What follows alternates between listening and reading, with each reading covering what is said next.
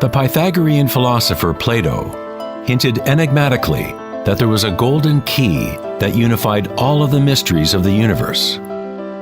It is this golden key that we will return to time and again throughout our exploration. The golden key is the intelligence of the Logos, the source of the primordial Om. One could say that it is the mind of God. With our limited senses, we are observing only the outer manifestation of the hidden mechanics of self-similarity. The source of this divine symmetry is the greatest mystery of our existence.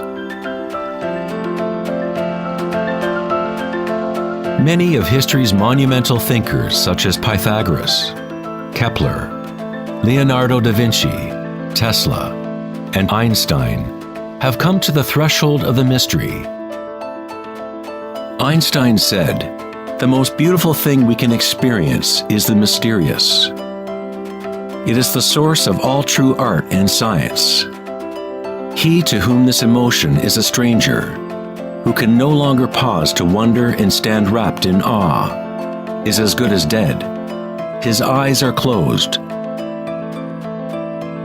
We are in the position of a little child entering a huge library filled with books in many different languages. The child knows someone must have written those books. It does not know how. It does not understand the languages in which they are written. The child dimly suspects a mysterious order in the arrangement of the books, but doesn't know what it is.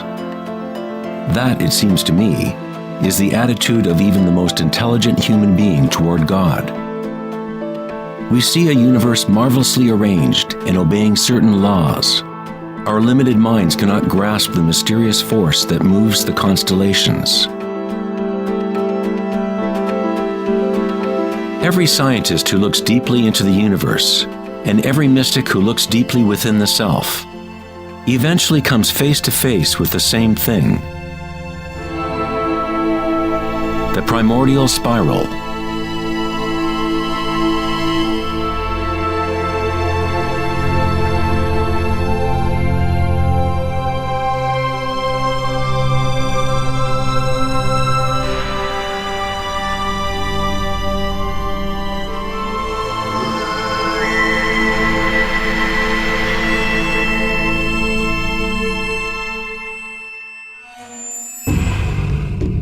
A 1,000 years before the creation of the ancient observatory at Stonehenge, the spiral was a predominant symbol on Earth. Ancient spirals can be found in all parts of the globe. Thousands of ancient spirals such as these can be found all over Europe, North America and New Mexico, Utah, Australia, China, Russia, virtually every indigenous culture on Earth. The ancient spirals symbolize growth, expansion, and cosmic energy, embodied within the sun and the heavens. The spiral form is mirroring the macrocosm of the unfolding universe itself. In native traditions, the spiral was the energetic source, the primordial mother. The Neolithic spirals at Newgrange, Ireland date back 5,000 years.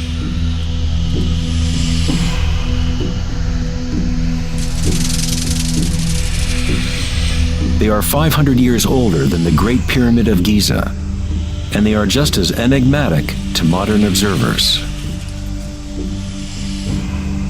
The spiral goes back to a time in history when humans were more connected to the Earth, to the cycles and spirals of nature, a time when humans were less identified with thoughts.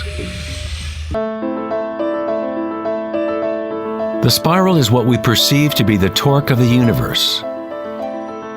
Prana, or creative force, swirls Akasha into a continuum of solid forms. Found at all levels between the macrocosm and the microcosm, from spiral galaxies to weather systems, to the water in your bathtub, to your DNA,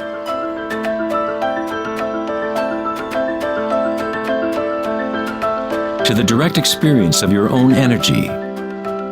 The primordial spiral is not an idea, but rather that which makes all conditions and ideas possible.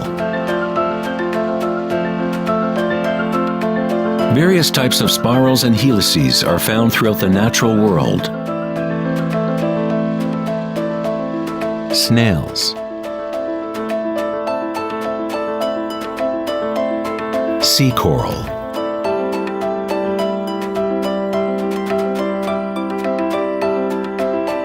spiderwebs,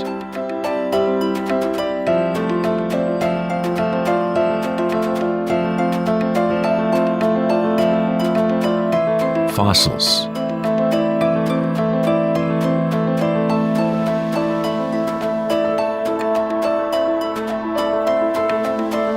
seahorses' tails,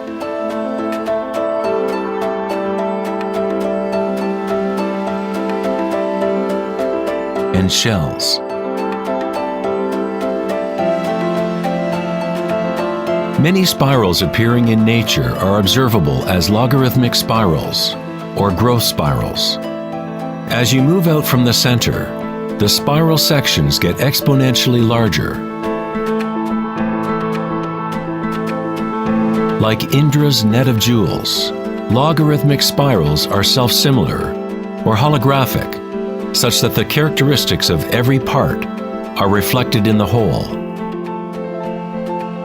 2,400 years ago in ancient Greece, Plato considered continuous geometric proportion to be the most profound cosmic bond. The golden ratio, or divine proportion, was nature's greatest secret. The golden ratio can be expressed as the ratio of A plus B to A is the same as the ratio of A to B.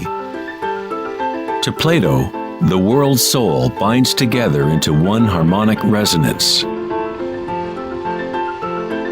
The same pentagonal pattern that exists in a starfish or in a slice of okra can be seen in the path of the planet Venus, traced in the night sky over an 8-year period.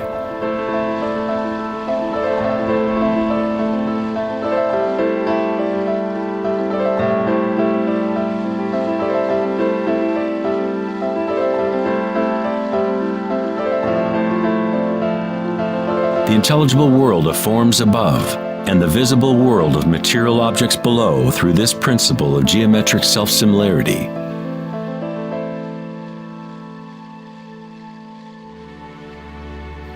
From the self-similar spiral patterns of the Romanesco broccoli to the arms of galaxies, logarithmic spirals are a ubiquitous and archetypal pattern. Our own Milky Way galaxy has several spiral arms which are logarithmic spirals with a pitch of about 12 degrees. The greater the pitch of the spiral, the tighter the turns. When you observe a plant growing in time-lapse video, you witness it dancing with the spiral of life.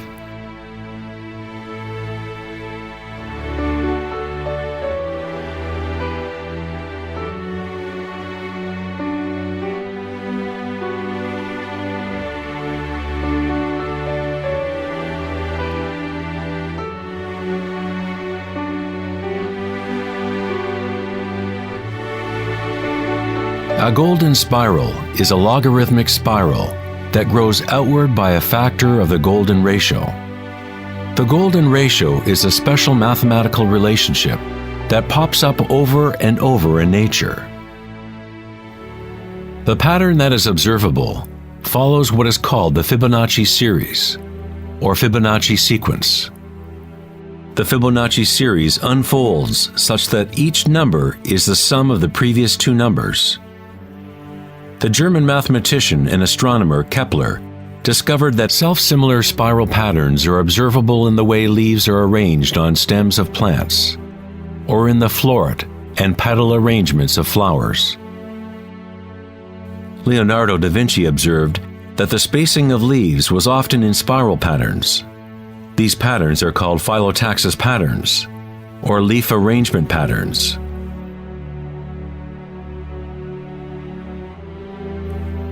Phyllotaxis arrangements can be seen in self-organizing DNA nucleotides.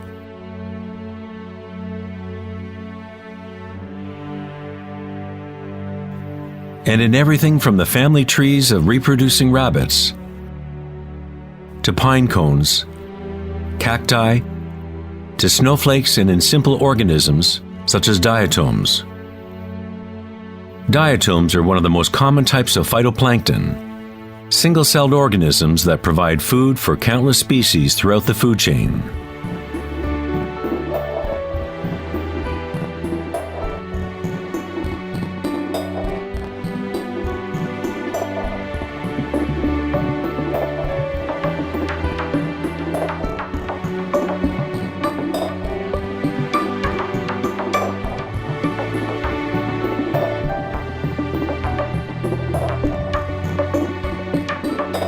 How much math do you need to know to be a sunflower or a bee?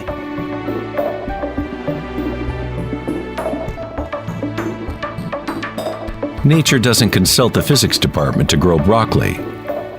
The structuring in nature happens automatically. Scientists in the field of nanotechnology use the term self-assembly to describe the way complexes are formed, such as in the initial hexagonal phase of DNA formation. In nanotechnology engineering, carbon nanotubes are comprised of a similar arrangement of materials. Nature does this type of geometry over and over, effortlessly, automatically, without a calculator. Nature is precise and extremely efficient. According to the famous architect and author Buckminster Fuller, these patterns are a function of time-space. DNA and honeycomb are the shape that they are for the same reason a bubble is round. It is the most efficient shape, requiring the least amount of energy. Space itself has shape and allows only certain configurations for matter, always defaulting to what is most efficient.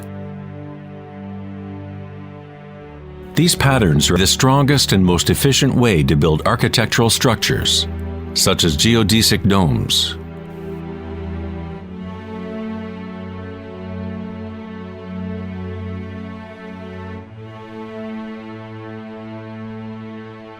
Logarithmic spiral patterns allow plants maximum exposure to insects for pollination, maximum exposure to sunlight and rain, and allow them to efficiently spiral water towards their roots. Birds of prey use the logarithmic spiral pattern to stalk their next meal. Flying in a spiral is the most efficient way to hunt.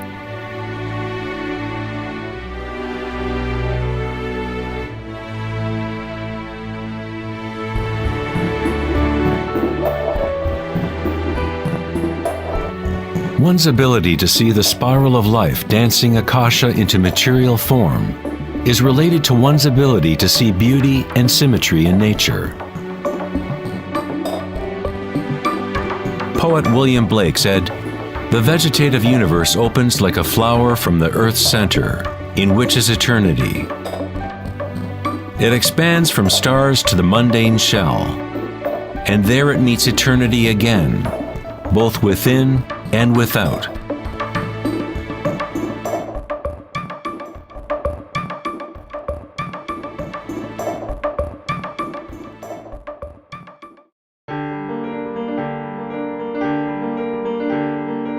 The study of patterns in nature is not something that is very familiar in the West.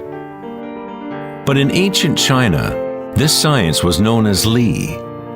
Li reflects the dynamic order and pattern in nature.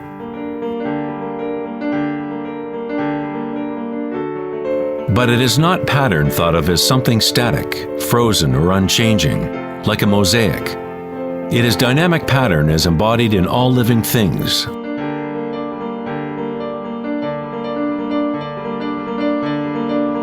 The arteries of leaves, the markings of the tortoise and the vein patterns on rocks are all expressions of nature's secret language in art. The labyrinth is one of many Li patterns. It is found in coral structures. mushrooms like the morel, cabbages, and in the human brain. The cellular pattern is another common form in nature. There are a myriad of different cellular structures, but all have a similar orderliness defined by their purpose and function.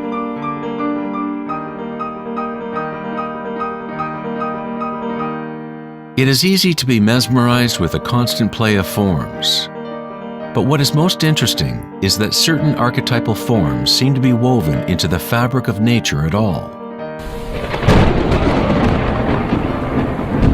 The branching pattern is another Lie pattern, or archetypal pattern, that is observable at all levels and all fractal scales.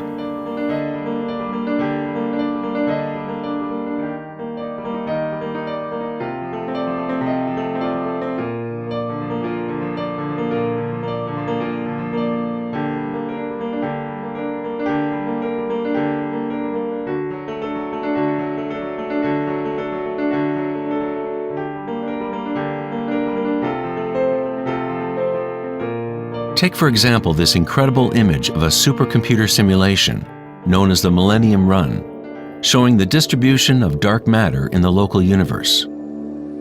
It was created by the Max Planck Society in Germany. Dark matter is essentially what we previously thought of as empty space. It is like an invisible nervous system that runs throughout the universe.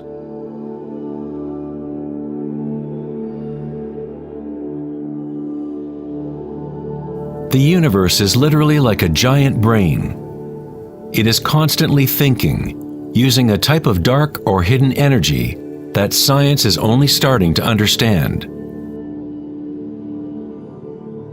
Through this immense network, unfathomable energy moves, providing the momentum for the expansion and growth of the universe.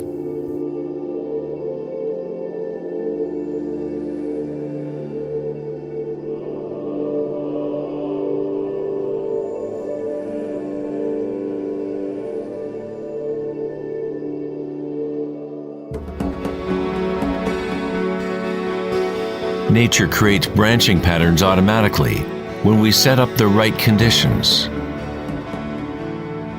Nature is an art-generating machine, or a beauty-creating engine. Here, electricity is being used to grow silver crystal branches. The footage is time-lapsed as they grow over several hours. The crystals form on the aluminum cathode, as ions are electrodeposited from a silver nitrate solution. The formation is self-organizing. You are seeing artwork generated by nature itself. Johann Wolfgang von Goethe said, "Beauty is a manifestation of secret natural laws, which otherwise would have been hidden from us forever." In this sense, everything in nature is alive, self-organizing. When higher voltage is used, the fractal branching becomes even more obvious. This is happening in real time.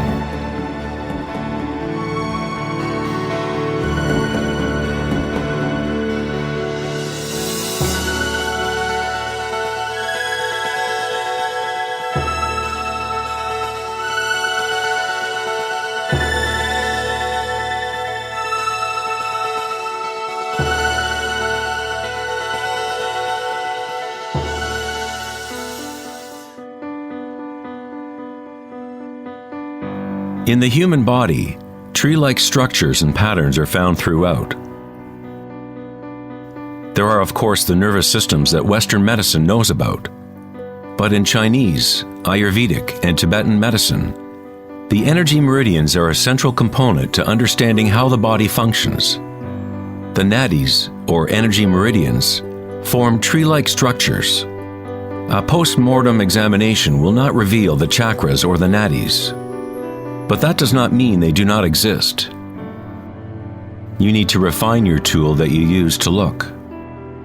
You must first learn to quiet your own mind. Only then you will observe these things first within yourself. In electrical theory, the less resistance in a wire, the more easily it can carry energy. When you cultivate equanimity through meditation, it creates a state of non-resistance in your body. Prana, or chi, or inner energy, is simply your inner aliveness. What you feel when you bring your consciousness within the body. The subtle wires within your body that carry prana, the nadis, become able to move more and more pranic energy through the chakras. Your wiring becomes stronger as you use it, as you allow energy to flow. Wherever consciousness is placed, chi or energy will begin to flow and physical connections blossom. Within the brain and nervous system, physical wiring patterns become established by repetition. By continually placing your attention within and lowering resistance to the sensations you are experiencing, you increase your energetic capacity.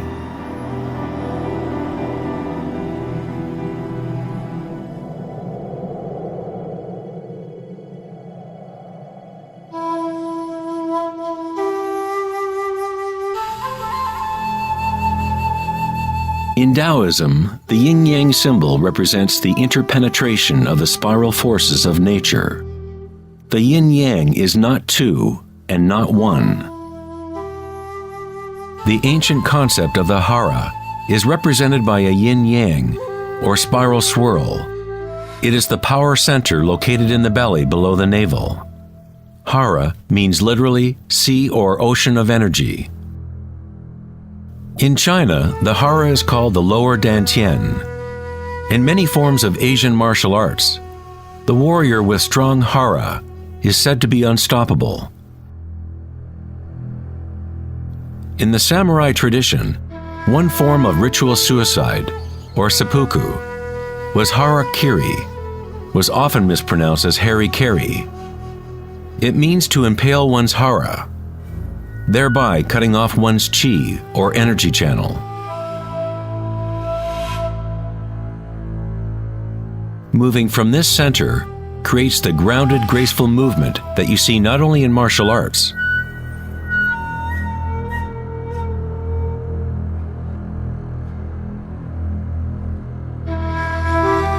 but in great golfers, belly dancers,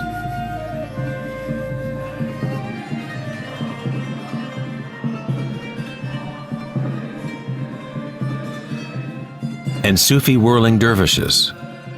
It is the cultivation of single-pointed, disciplined consciousness that is the essence of hara, the stillness in the eye of the hurricane.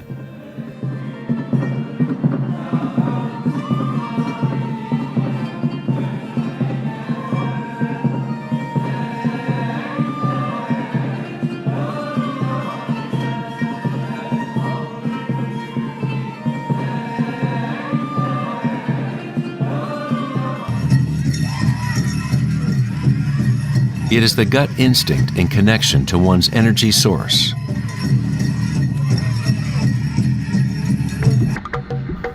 A person with good hara is connected to the earth and to the intuitive wisdom that connects all beings.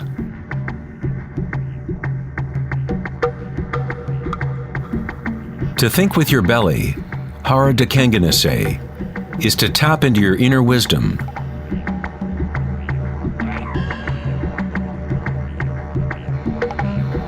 The ancient Australian Aborigines concentrated on the same area, just below the navel, where the cord of the great rainbow serpent lay coiled. Again, a representation of the evolutionary energy in humankind. It is no accident that it is in the hara where new life begins.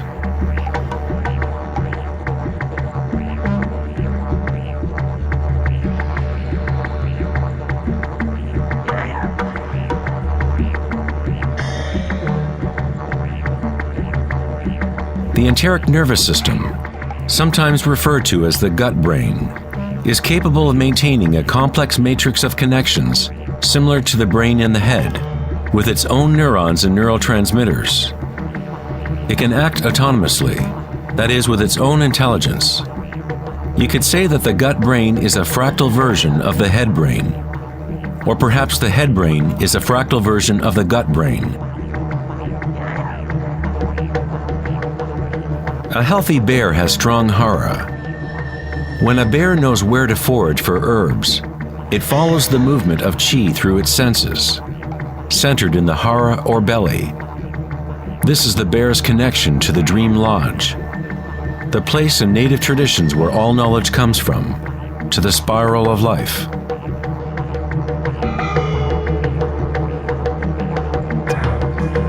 But how did ancient peoples know about the spiral, if modern science is just now starting to recognize its significance?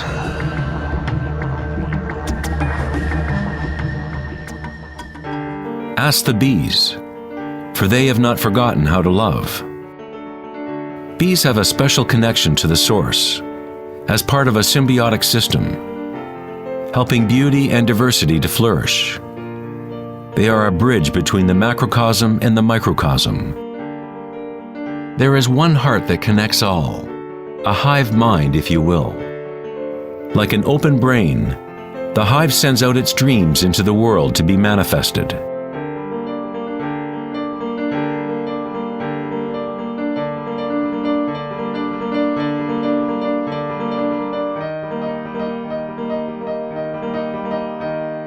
In nature, many creatures know how to act in unison, to move with one spirit, one direction.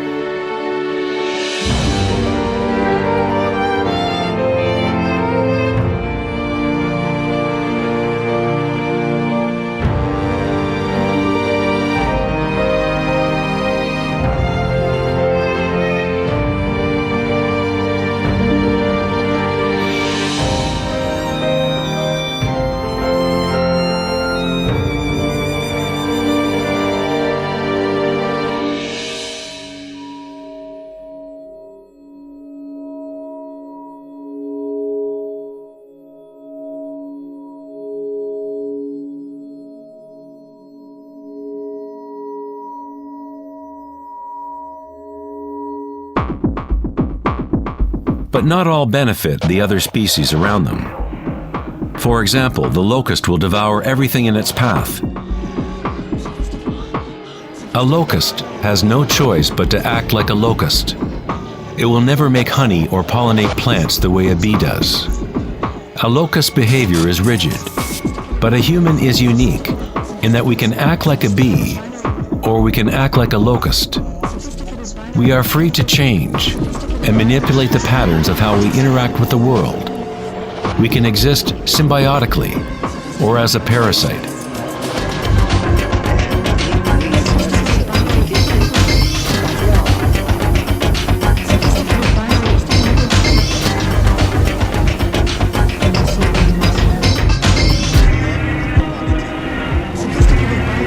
Today, humans try to understand the spiral with the rational mind. But it was never thinking that connected us to the spiral of life. Watching fear. We have always been connected.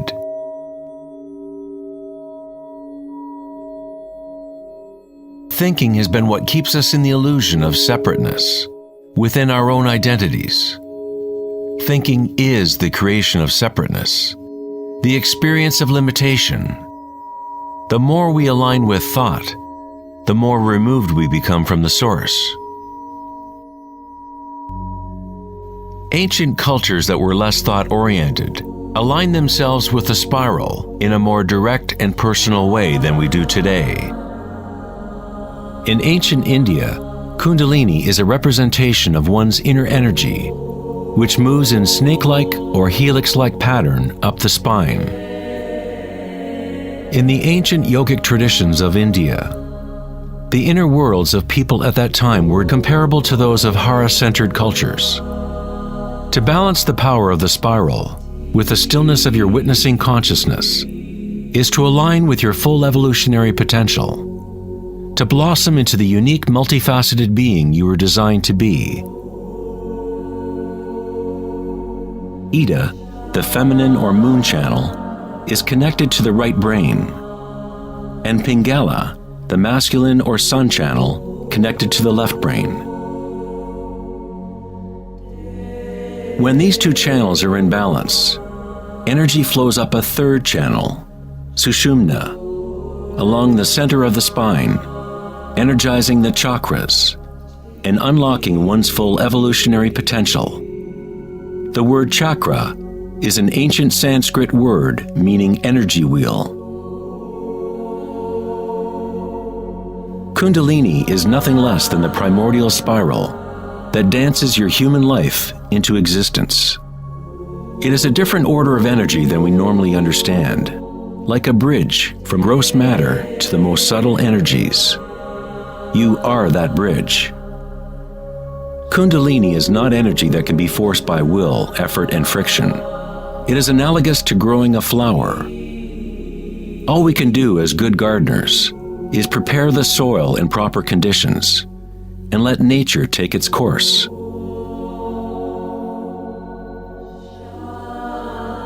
If you force a flower to open prematurely, you will destroy it. It grows with its own intelligence, with its own self-organizing direction. The egoic mind, which fixates on the outer world, is what keeps you from experiencing your true inner vibratory nature. When consciousness is turned within, it becomes like the sun's rays, and the lotus within begins to grow.